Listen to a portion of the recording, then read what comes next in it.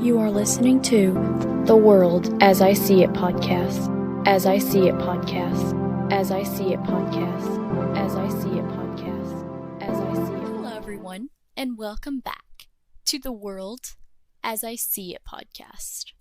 I am so excited that you are here for episode 41. So today I want to talk about something that is just flat out baffling. And I never thought about it this way or this deeply, until recently when I seen other blind people talking about this specific thing. And I wanted to share my perspective on it. So, let's think about this for a second. Think about where we are. It is 2026. We have phones that unlock just by looking at our faces. We can order an entire week of groceries from the couch and have them up at the door before the next show is over. We even have robot vacuums zooming around our houses, and let's be real, they're probably silently judging our life choices while they're cleaning up. That was a joke, just kidding. But with all of these future tech, there's one thing that is stuck in the dark ages. US paper money. And it's not the coins that we're talking about today, it's the bills. So it is 2026, and I still can't reliably tell the difference between a $1 bill and a $5 bill just by touching them. They are the exact same size, and the exact same shape, and the exact same texture. To the government, they have different values. To my hands, they are identical pieces of paper. And get this, here's a little side note, they even have the same smell, which is just weird. And in case anybody is wondering, no, I'm not weird and I don't go around sniffing my money. But they really do all smell the same. It's like the government, they went out of their way to make them identical in every single way possible. And now we all have our systems. For me, I have a money identifier, which is a little device that tells me what the cash is. And then when I figure out the denomination or how much, I will braille it with this little brailler thing. And then I will put it in a particular and specific order in my wallet. Because I don't like to fold my money because it's just harder for me to do, and I just don't like it, and it's just not my thing. And that's why I use the card most of the time. Because swiping a card is much of a less hassle, and it's a lot less of a headache than having this stack of paper to manage with, having to try to figure out what it is, and it all feels the same. Not to mention, when people give me change, I can't just braille it right away. I have to just put it in my wallet and try to organize it later, especially if there's a line behind me. And that can sometimes be tricky because if I have to pay for something, a few minutes later, then I have to get my app out or my money identifier out, try to figure out what bills I need. No, it's just a hassle. And here's the thing. We shouldn't need extra gadgets or special, ways to identify our bills just to know if we're handing over a 5 or a 20. The Bureau of Engraving and Printing website announced that the redesigned $10 bill is finally going to have a raised tactile feature this year in 2026. I guess you could say that's a start, But what about the rest of them? And another thing, why did they not do this earlier? And the rest of when these other bills with these tactile designs, the schedule for these, it's mind-blowing.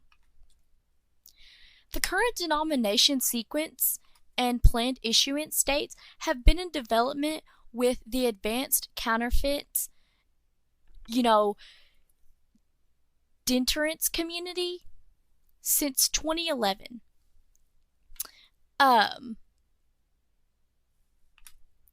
In 2026, we've got the $10 bill, the $50 bill in 2028, the $20 bill in 2030, the $5 bill in 2032, and the $100 bill isn't until 2034. Why? Here's the thing that I want to know, and this is why I wanted to share my perspective on this. Here's what I want to know. Why did they not do this earlier? It makes absolutely no sense to me. We have to wait almost another decade just to have a wallet full of money we can actually identify? I wonder, why? Why do I have to wait to be more independent and not have to use all these gadgets? And if you look at other countries, it makes you wonder what we're doing over here in the US. What are we doing?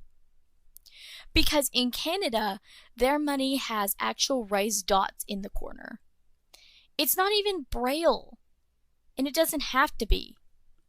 It's just a simple system of blocks that you can feel instantly. You touch the corner and you know the value. Done. In Australia, you have bills that are different lengths. In the UK, you have different clusters of dots on the bills. And if all these other countries figured this out decades ago, why is the US still dragging its feet and making us wait until 2034 to finish the set? And if you can't tell, this is a very, the more that I did my research and the more that I, read this, it's kind of made me frustrated. Not gonna lie. Because I've never thought about it this way.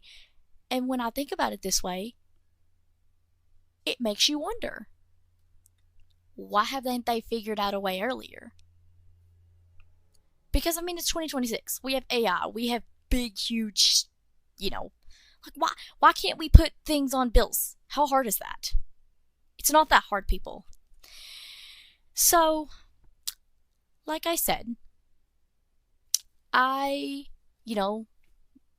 I did my research, kind of made me frustrated. Made me want to start digging. And it made me want to start digging into the why they haven't done this sooner. And this is very, I guess you could say, interesting. I found an official statement from the National Federation of the Blind from way back in 2006. So there was a federal court ruling that said U.S. currency discriminated against blind people. But the reaction from this organization was actually shocking. They called the ruling, quote, dangerously misguided. Their president at the time actually said, quote, the blind need jobs and real opportunities to earn money, not feel-good gimmicks that misinform the public about our capabilities. He argued that the ruling, quote, seriously endangers the ability of the blind to get jobs. What? He continues, because it might make employees think every single thing in a workplace has to be modified. They even called tactile money a, quote, solution for a non-existent problem, quote. Okay, so you're saying that just because we need to add a few dots to money, you think that it's going to make employees think that every single thing needs to be modified. And also, when I read that, I was floored. What do you mean a non-existent problem? I've already, messed with the paper money enough to know that this is a very real, very annoying, very existent problem. I know that being able to identify my own cash doesn't make me look incapable. It makes me independent. Independence isn't just about us working twice as hard to fit into a broken system. It should mean changing the system so it works for everyone at the start. And from the start. Asking for accessible money isn't asking for a handout or for pity. It's just asking for the same access that every sighted person has. And here's my thing.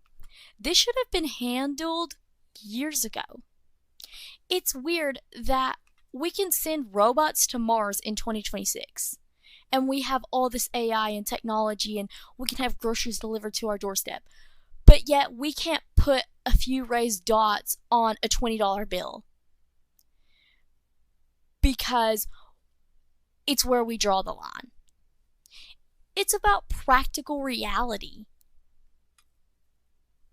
Knowing for sure that you aren't accidentally handing over a 50 when you meant to give a 5 because the money isn't accessible, because somebody from the National Federation of the Blind said that they thought that it would make the employees, think that everything needed to be modified and that they see it as a non-existent problem. Crazy. I think that's crazy to me. But I want to hear your thoughts on this. Does it surprise you that U.S. money is still this way? Or do you have a different opinion? I want to hear what you think. So you can put it in the comments on YouTube or you can email me. If you have any questions, ideas, or feedback, you can also comment that down below. Or you can send that to my email as well. My email is theworldasiseeitpodcast@gmail.com. Thank you for listening to my perspective and hearing my perspective. If you think that this show is interesting, please share it. Thank you for listening this week. Thank you for supporting the show. And I will talk to you in episode 42. Stay curious and keep listening. You've been listening to The World as I See It podcast.